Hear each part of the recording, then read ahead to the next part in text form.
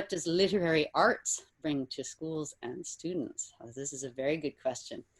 For me, to get a little philosophical, is to say that basically we human beings, what we do is we tell stories. We tell stories about everything. This reflects on our cultures. This is about our communities, our politics, our beliefs, our family histories. All these things are stories, and they can be our truths, they can be fictions, and they can finally be stuff that we tell ourselves to help ourselves or to help each other. They can be stories that we tell to hurt each other.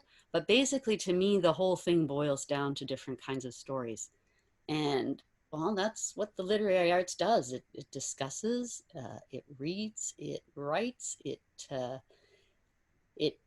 examines stories of all kinds, and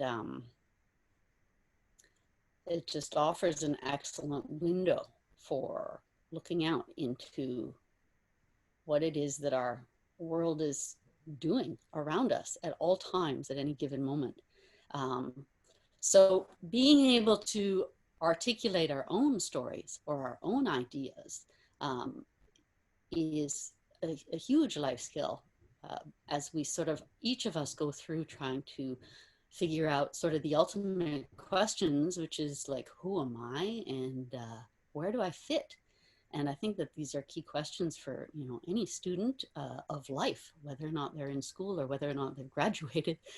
And so, yeah, this is what the literary arts brings to any segment, basically, in a school curriculum, is a kind of an ability to articulate, you know, our unique thoughts for hopefully the betterment of everybody, is, you know, the ideal.